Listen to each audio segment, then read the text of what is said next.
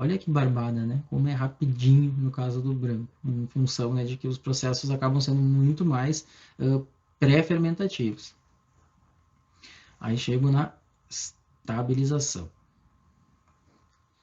E aqui, né, só retomando, o que a gente faz aqui é recolher os cristais de bitartarato de potássio, e entre outros sais, inclusive, mas sobretudo bitartarato de potássio. E é importante a gente lembrar que o vinho branco ele tem um apelo visual muito claro. Normalmente ele é posto naquelas garrafas transparentes, que são terríveis, porque oxidam muito rápido, mas a gente torce e trabalha para que ele seja vendido rápido e tenha, enfim, acabe não se oxidando nesse período, ou não sofrendo assim, grandes mudanças por má conservação.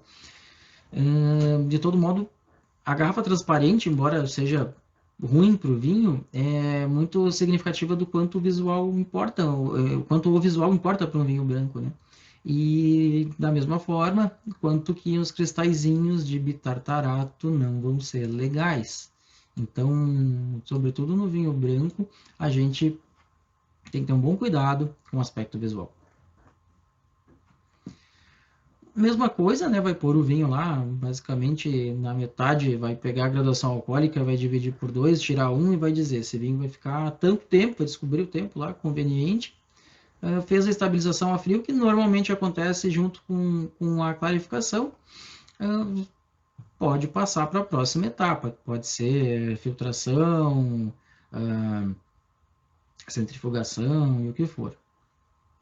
E durante a vida desse vinho, como é para o tinto, quando ele já está estável biologicamente, né, já fez a alcoólica, se for o caso, já fez a malolática, a gente tem que cuidar com teores de SO2 adequados. Detalhe, aqui a oxidação importa muito, normalmente esse SO2 é um pouquinho maior. E no meu ponto de vista, às vezes maior um pouquinho demais, porque embora eu precise preservar a cor, o que tem mais aroma, vinho branco ou vinho tinto? Embora o aroma importe muito mais no vinho branco, vinho tinto, pela sua forma de fazer macerando, tem muito mais compostos aromáticos. E o SO2 passa despercebido lá. Embora a gente ponha quantidades que não é para ele ser percebido.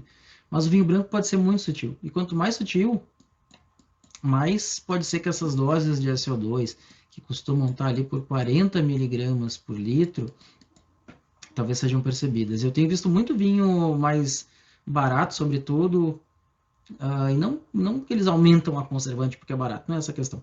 É para preservar efetivamente aquele vinho que é tão jovem. E como ele acaba tendo pouca estrutura aromática, vai ser dois fragrante, assim. Eu tenho um nariz sensível para SO2, eu estraguei um vinho uma vez meu com SO2, eu nunca esqueci de como ele ficou e eu sinto SO2 com doses baixas. O consumidor sente? Provavelmente não. O que é o ideal? Tentar uma dose mais baixa possível e adequada. Aí. E o que eu estou falando, assim, muito consumidor talvez não tenha nunca nem pensado, e se pensar agora talvez não vá sentir. Importante também de pensar nisso. Mas talvez racionalmente era melhor baixar um pouquinho e evitar aí esse aroma desagradável, que é um aroma bem pungente do SO2. É uma coisa que eu faço questão, quando posso, de que meus alunos sintam e saiam dando umas tossidas, e aí é uma experiência inesquecível. A vida inteira você vai lembrar o que é SO2. E a clarificação, também no branco, acontece normalmente junto com a estabilização a frio, né? Mesmo princípio aí de clarificante, né? De equilíbrio de cargas, inclusive com questões de adsorção, né? De retenção de algumas partículas, formar aquela rede que pode fazer descer ali e limpar o vinho. Agora, uma coisa que é verdade, normalmente no branco, a gente não vai usar cargas positivas puramente. No tinto a gente podia usar carga positiva pura porque tinha o tanino de carga negativa, e aí o tanino era usado ali para fazer a precipitação. No branco, às vezes, não tem, a gente vai se preocupar ali com usar cargas negativas e muitas vezes tem um excesso de proteína. E quanto mais eu pusesse proteína, clarificante proteico, mais eu turvaria. Faz o que se chama de sobrecolagem. E, então, provavelmente eles nunca são usados os clarificantes proteicos puros. E tem clarificantes mais adequados para o branco. porque evitam, que são mais sutis, por exemplo, a cola de peixe. E também se fala muito da caseína para vinho branco. E um clarificante bem qualitativo, mineral para o vinho branco, sílica, né, o sol de sílica. E PVPP também. PVPP é bem importante para tirada de partículas oxidadas. É um clarificante bem importante para recuperar vinhos que tenham oxidado um pouquinho. Ou seja, os clarificantes fazem diferença e podem fazer alguns milagrinhos. E bentonite é um clarificante clássico, só que bem intenso. Limpa e limpa bem. Isso aí talvez para os vinhos mais standard, até no tratamento padrão que se seguir ali, deixa ele bem límpido. E deixa que o aroma varietal fique ali, que os secundários apareçam. Mas eu não sou um grande fã de bentonite. Acho um clarificante bem extremo. Teria que ser usado, no meu ponto de vista, com um pouquinho mais de cuidado. E carvão, importante dizer, né? No tinto, o carvão tira até cor. Então, provavelmente ele não é usado nos tintos, mas, sobretudo, nos vinhos brancos. Ele absorve aromas desagradáveis, ele tira a oxidação. O carvão é uma coisa maluca, assim. Você pega um vinho tinto, põe carvão, ele fica transparente, e pega um vinho branco, que já era clarinho, fica transparente também. Inclusive de aromas, não se distinguem muito. Mas esse é um uso temeroso do carvão. A gente espera que ele seja usado em doses racionais para efetivamente fazer uma clarificação a mínima necessária. E aí a gente deixa ou decantar, ou faz flotação, ou centrifuga, e pode fazer a filtração a vácuo das borras.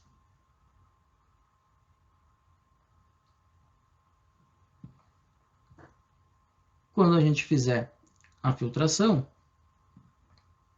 os princípios são os mesmos que para tinto. Normalmente são filtrações, a necessidade de filtração aqui é maior e filtrações mais de polimento ainda. Por quê? Questões visuais. Tá? E mesmo para proteger de alguma oxidação. Quanto mais tu retém aí corpos que podem se oxidar, mais tu vai ter um vinho mais estável e mais límpido e clarinho, como a gente espera que ele seja. Mas a forma de operar, de operacionalizar é igualzinha para os tintos. As doses de terra e os regimes de filtração que talvez sejam diferentes. E aí, filtros de pressão praticamente são usados quase que universalmente nos vinhos brancos. E filtro prensa igualzinho é para os brancos, mais para borra, mais para vinho novo, recém-carregado. Filtro de massa quase não se usa mais. Módulo lenticular se usa muito. Muito. Normalmente, assim, mais grosseiro filtro de pressão, ou não, eu faço direto aqui no módulo. Do módulo, se for o caso, membrana, para fazer as filtrações bem apertadas, bem polidoras e mesmo esterilizante. E no branco é importante porque qualquer distúrbio vai ser percebido, ainda mais se tiver em garrafa transparente. E aí, passa para o engarrafamento. E da mesma forma, os tangenciais podem ser usados aí em todas as fases, inclusive para finalização do vinho branco, com, né, a lembrança de que ele é caro, então por isso que a gente não encontra ele muito.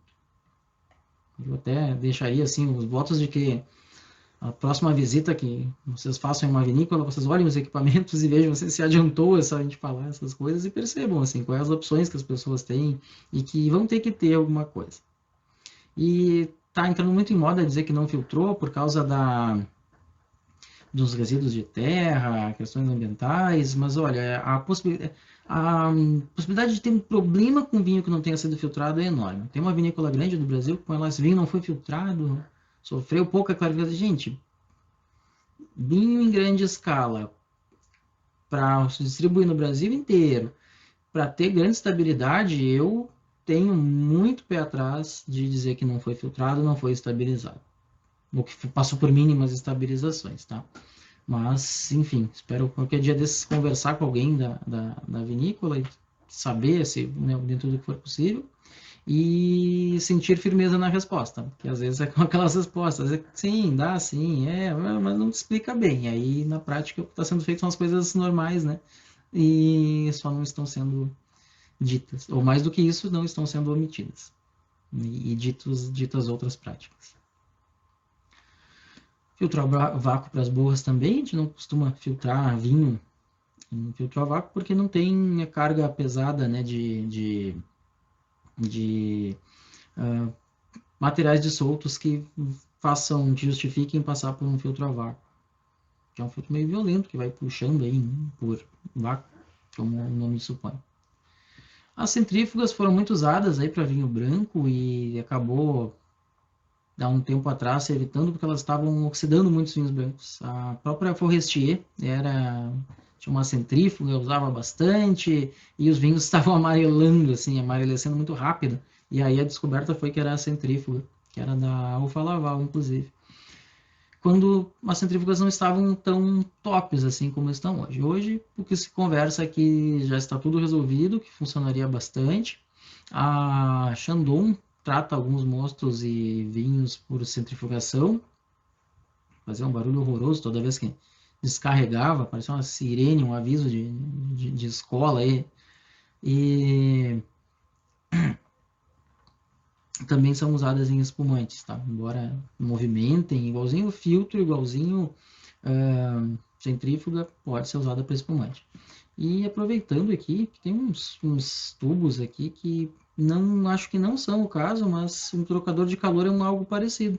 Vai passar em tubos, esses tubos, né, são duplos, eles têm aqui por fora, entre os meus dois dedos, os que estão por dentro e por fora, passa água quente ou gelada, se for resfriar ou aquecer, e no meio passa o vinho, normalmente em contra-corrente, e assim é feito, né, o ajuste de temperatura, e mesmo a pasteurização é feita num outro equipamento de forma parecida. Posso pasteurizar vinho? Posso, vinho com açúcar. Poderia, amarelece um pouco, talvez, mas tem formas de trabalhar para evitar e diminuiria a quantidade de sorbato, que é um conservante específico aí contra fungos, contra leveduras, e aí não está presente nos vinhos secos, porque não tem açúcar, né, que vai ser degradado ou não tem grande risco. Nos brancos está quase que obrigatoriamente, e aí talvez pudesse ser diminuído pela pasteurização, mas pasteurizar é uma palavra que tem um aspecto péssimo, né? Outra coisa, aproveitando que falamos de pasteurização, muitas vezes a gente escuta aí outra bobagem, né, que o vinho, os vinhos pasteurizados, assim como sinônimo de iguais. Pasteurização não quer dizer igual, tá? Pasteurização é diminuição de carga orgânica e dos micro-organismos patogênicos de um determinado produto. Pasteurizar não é sinônimo de estandardizar. Estandardizar, sim, é deixá-lo igual. Então, sempre tem alguns sommelier aí que vem, esse vinho pasteurizado, como se fossem... que esses vinhos que eu não critico, né? Que são feitos para vender e que tem público para isso e necessidade comercial e, né, onde tem quem queira fazer, quem queira vender, quem queira fazer e vender, quem queira comprar, tá tudo certo. Não é eu que vou me meter nessa relação. Mas pasteurizado não tem nada a ver com estandardizado. Pasteurizado é um tratamento a quente. Nada, nada, nada a ver mesmo. E poderia ser usado aqui, nos vinhos suaves. Estados Unidos faz bastante isso.